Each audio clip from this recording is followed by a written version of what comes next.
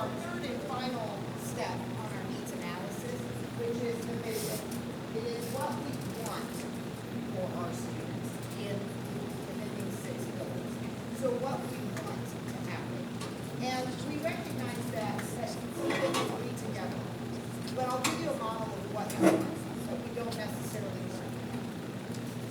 We have a pretty robust college career readiness program at the high school level, and a little bit sprinkled in K through 8.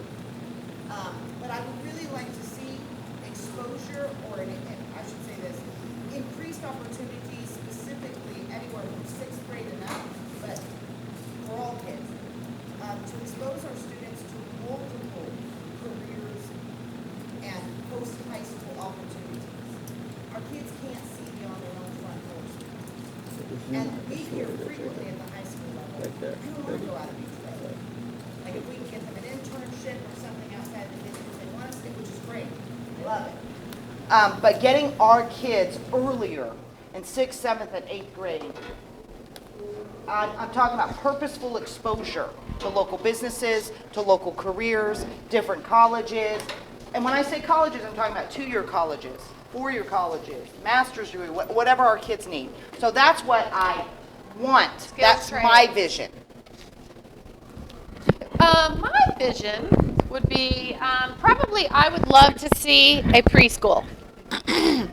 Because I think all of what we're seeing is our students coming in not prepared, and they try and they try and they try. You can only make up so much growth in the time that you're here. So I would love to see a preschool. So that would go, again, different categories, I think. Probably community and high achieving. Because I would love to see the preschool kind of have something to do with our community as well. Not sure what that might look like. Just thinking. Yes. Okay.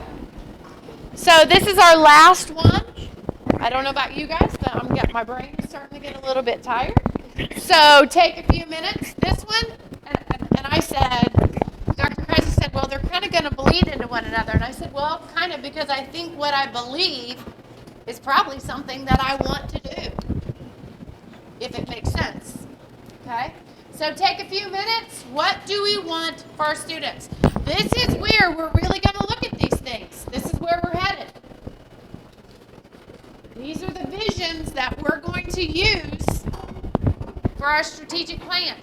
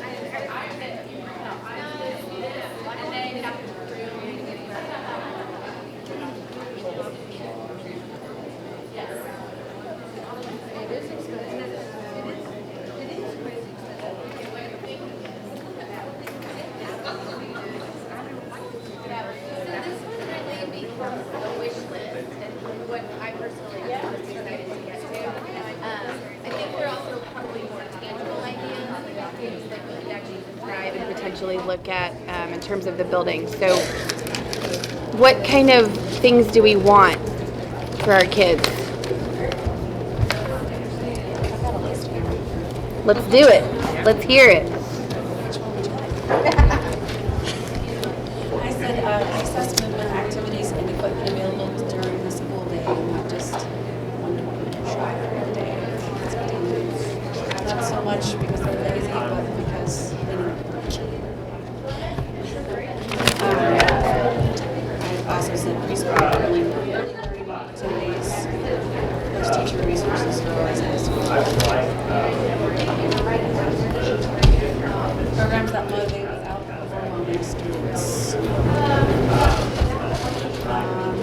More explanation on the impact of certain programs or the availability of certain programs within the students. What was the beginning part of that? More information, like kind of More explanation communication. of the impact of certain programs or programs available to students. Standardized methods of communication throughout the district. Something we mentioned. Having various methods. I know we have Skylar, which is much easier. In terms of communication on non-classroom specific things, do people enjoy or read the Hornet Blast? Is there enough information? Should it be more specific to each school? Is there?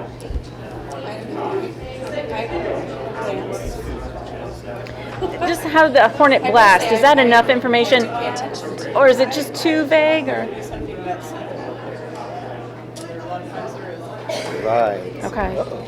So I wondered about, because sometimes there's a lot high school, but not, or sometimes there might be a lot about That's lower. me. I think events are really We're not Mr. Facebook. but yeah. Well, it just is one of those things that in my list during the day that if I don't get that Facebook post done, that's some delegation. Yeah. Do you guys each have a separate Facebook for each building? Yes. Oh, see, I didn't know that. Oh, I don't have we have the athletic one. Like I don't Okay, maintain yes. one, No, but no. our athletics sort yes. of looks at Yeah, it it does. all. Yeah. I think something that I said at my daughter's last IEP meeting applies to communication. I sat down and I looked at them and I said, I would like to show up here in a year and say, you are now communicating to me too much, I need to pull it back. I said, and the thing of it is I've never had to say that in an IEP meeting. We're several years in, never had to say that. I'd love to have to say that. I'd love to have to say, you're now communicating too much. And I think until the school system overshares, shoves that information so far down our throats that we begin to say, you're now overflowing us, you guys don't know where that line is. You guys don't know what is the right amount of information, what's too much information. You've never tested the line. And instead, what probably happens more often than not is you don't go far enough. You don't share enough because you don't, you've never gotten to that place of overshare. I put forced verbal interactions between students to counteract the trend of socially backward experiences. I never thought I'd have to teach a 13-year-old girl the appropriate way to answer a phone. Answer it. Oh. I do that in my classroom actually. That's funny. Because Yes. what my daughter did, she just would turn it on. And I'd say, you have to say hello. You have to let the person know you exist. We were watching an episode of The Goldbergs the other day, and I love that show because it is a total flashback. But she pulls the phone off the kitchen. The cord is 30 feet long, and it goes around the hallway into the next room, and you had to close the door. If you had privacy, you had to go back to the bathroom. Our children would never know. I was like, Kathleen, that is what it was like. You had to use the phone, and so she's like, no. So we can definitely get to posting. If you want to throw one big ticket item out there from your group, I know, and just to give you guys, I know we've mentioned preschool. I think a facilities upgrade, just sort of a facilities audit in general, just to take a look at what those needs are and really allocate some of those funding sources to what those needs would be my kind of big ticket item. Yeah. Got preschool. Got it done Butler? Mine's attracting and retaining highly effective teachers. We do a great job of growing our young professionals, but we need to do a better job of keeping There's your That's right. Yep. You're right. Smaller class sizes Teacher retention. is probably my biggest one. My freshman classes are like 32 kids, and they're the most at risk. I believe my child needs to learn how to reason. My 13-year-olds don't reason the same way I learned to reason as a child. They can't extrapolate complex data from a set of undefined points. I can't take them to CVS and say, here's a $5 bill, I want you to go and get this, what's your expected outcome? They can't figure it out. And I think that's a piece we're losing with all the time that has to be spent on standardized testing and teaching the test. I think the piece we're losing is that extrapolation of cause and effect on a complex level. I have to guess everyone at this table needs standardized. You know you do. It's just the reality of what the world we live in. Anybody else that wants to share before we get up and post? What else do you guys want us to write more of? That's a great one. One thing I didn't say but he kind of spoke to, our at-risk population. I think we really need to focus some funds just on special ed programs. Before it's too late! That communication piece kind of spoke to that. We've got special ed teachers for the middle school, but Not struggle with learning disabilities. What, but it's specific. I think we support them from the instruction standpoint. I really think it's more like a programming thing. Like, do we have enough staff to really meet the needs of that specific population? Because they're very high needs. They are students that are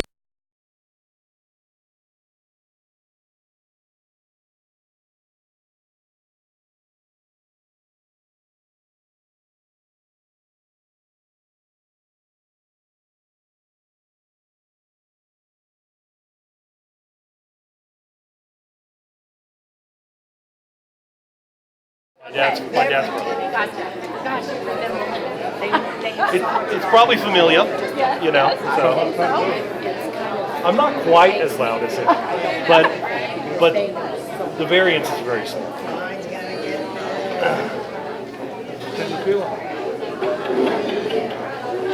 Every time my daughter has an activity,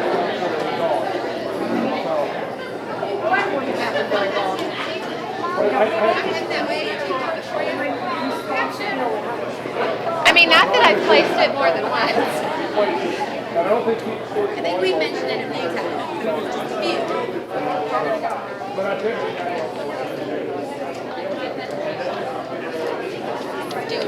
They're really hard sometimes to place. I know.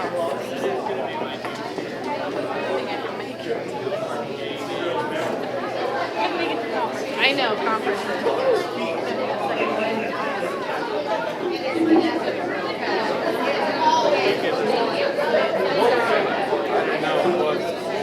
other names I've been doing, let's see. There's a whole list there.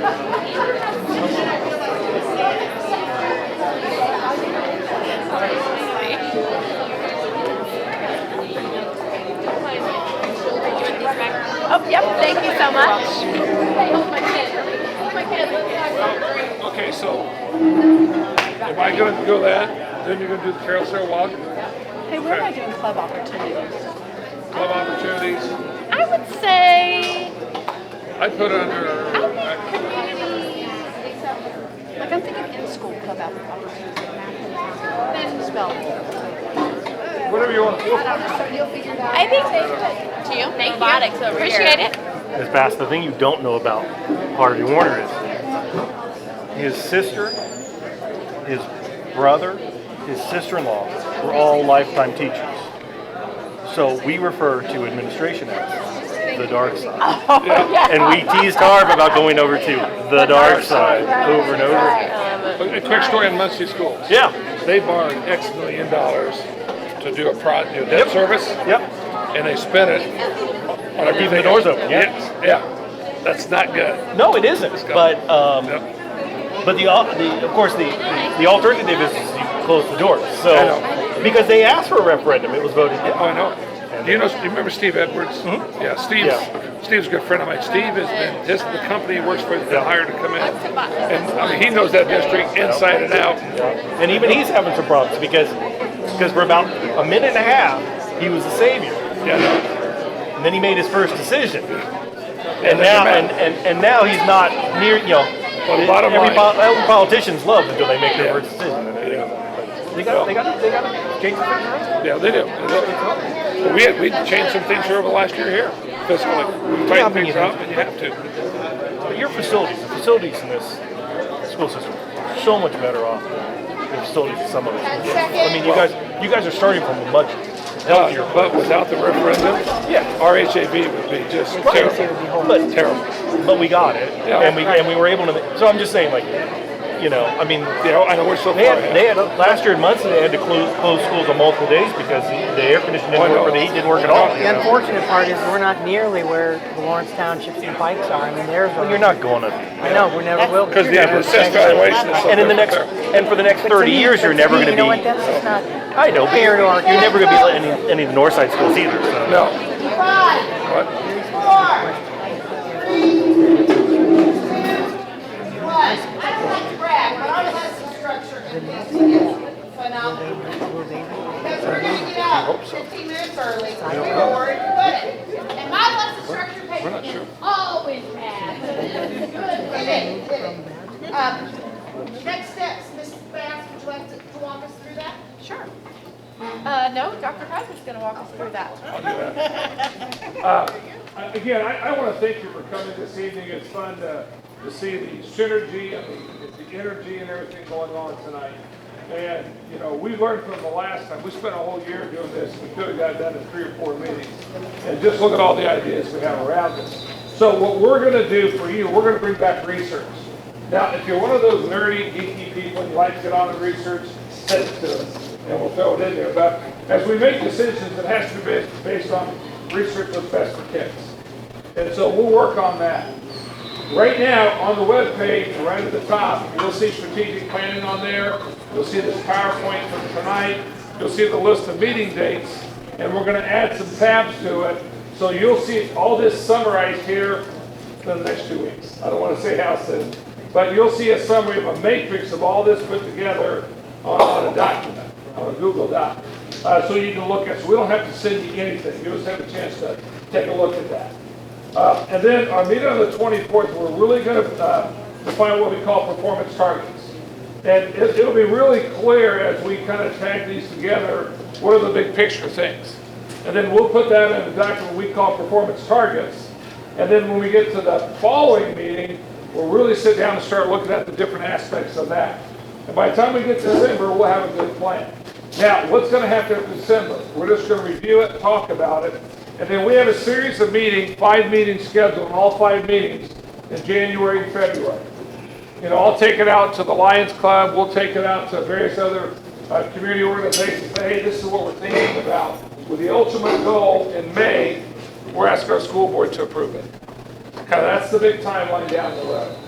Any questions on that? And I think I'm going to turn it back to Mary. Over there. So. I get to do the best part of the meeting, which is to let you go home and thank you for your time. But I really do, like, all of us have jobs that we do. All of us have things that we have to get done. And nobody really wanted to take on the extra task of planning for this strategic meeting. But Rita, I got to recognize her. I think she did a fantastic job. But I promise, I already got some feedback. We will have coffee available. And some sweets. Apparently people are like, chips, cookies, why are you feeding us fruit? All right, thank you guys. Have a great night. Thank you for coming. Huh? No, we decided we